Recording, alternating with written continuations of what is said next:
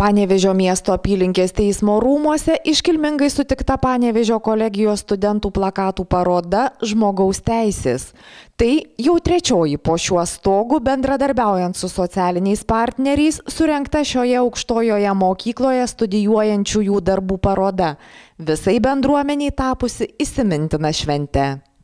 Ruošdami studentus gyvenimui, juos ugdydami, juos mokindami, taip pat ruošiam žmogų visuomenišką, bendruomenišką ir pilietiškai aktyvų.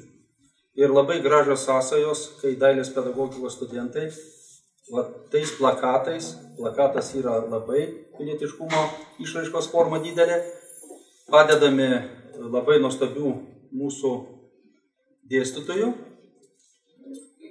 tai daro. Ir sąsaja graži tuom, kad kelios sąsajos.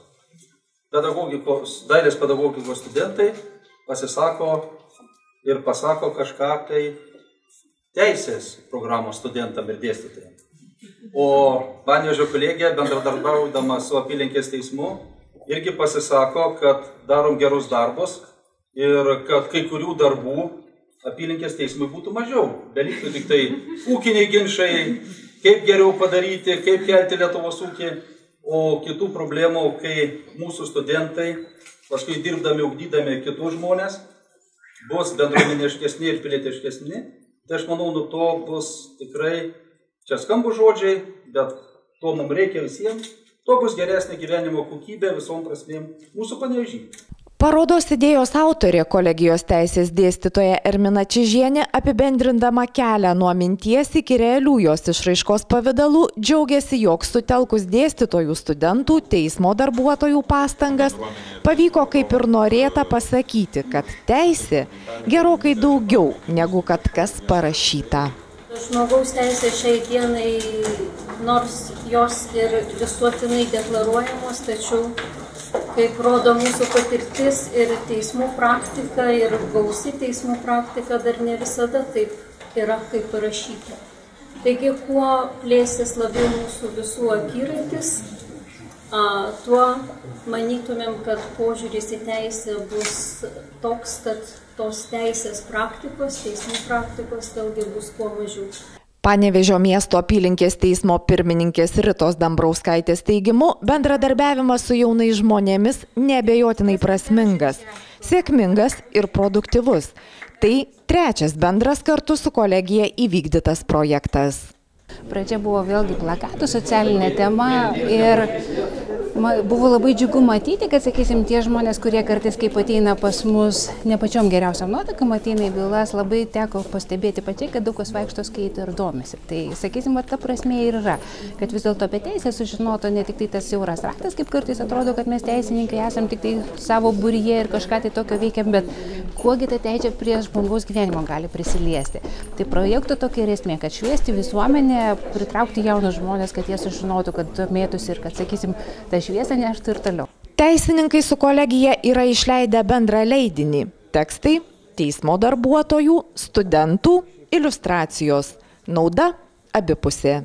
Mes tikimės, kad mūsų žinios, tos, kurias mes turime sukaupę, duoda naudos studentams, o mūsų, sakysim, nes vėlgi kartais nuo to darbo tikrai yra smagu pakelti akis ir pasižiūrėti, kaip ta teisė gali būti iš kitos pusės apibūdinama, nes mes kartais nebemokam pasakyti paprasčiau, tai mums, sakysim, irgi yra labai naudinga pasižiūrėti, kaip jauni žmonės tai supranta ir iš kokio jie, sakysim, gali pozicijos pasižiūrėti, kaip jie gali suprasti, kaip galime mes galbūt kažkokių idėjų turėti. Plakatai tema Žmogaus teisės - tai kūrybos proceso vykusio per grafinio dizaino pamokas rezultatas. Jolita Janukaitytė sako, kad jos darbai iliustruoja net 2 - 9 ir 17 žmogaus teisės. Mano buvo paprasčiausiai, manau, kad geriausiai atspindėjo 17 teisę, kai į nuosavybę. Teisė yra ir kad ją atspindėjo ugnis, nes iš tikrųjų nuosavybė, aišku, vaizduoti su žmogum, tai būtų gal net per gilus ieškojimai, o tai konkrečiau tai būtų ugnis, kuri visada simbolizuoja tą tokį sunaikinimą. Kitas plakatas su rentgenu iš tikrųjų buvo daugiau ieškojimų ir minčių, tai tiesiog apie 9 teisę, kuri atspindėtų išvykimą tokį. Nepaprastai norėjau pavaizduoti, ne taip, kad žmogus pasiema lagaminą ir tiesiog išvyksta iš kažkur. Tai šis toks ištrėmimas, kaip pasakyti, daugiau su tokiu savavališku ištrėmimu buvo iš tos vietos. Tai geriausiai atspindėjo būtent, taip, net nežinau kaip pasakyti, net smurtiškai, taip įgrūstas žmogus į lagaminą ir tiesiog išsiųstas. Keletą mėnesių nuo vasario vykusiam dailės ir technologijų pedagogikos 3 kurso studentų kūrybiniam procesui vadovavęs dėstytojas Sigitas Laurinavičius konstatuoja, užduotys įvykdytos.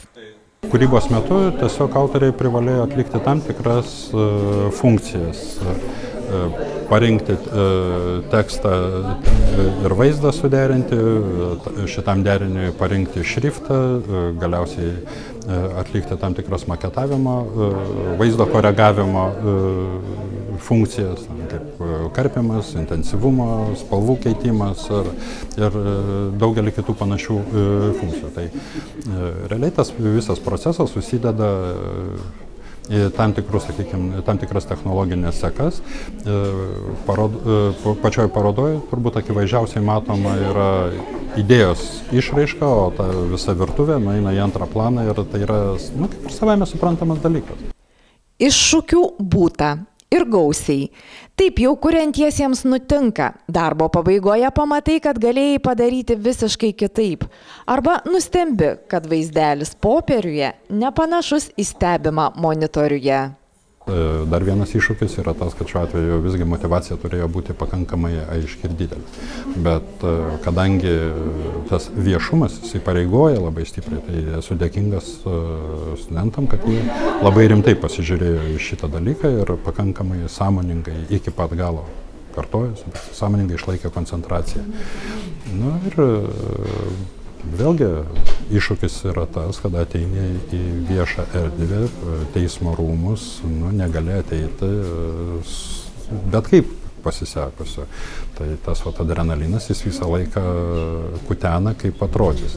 Pats susitapatini, priimi visą tą kūrybinį procesą, atrodo, kad pripranti, o pamatyti šviežias reakcijas visada labai įdomu ir svarbu. Tai be galo dėkingas esu teismo rūmų administracijai ir visiems darbuotojams, kurie iš tikrųjų labai geranoriškai ir šiltai palaiko.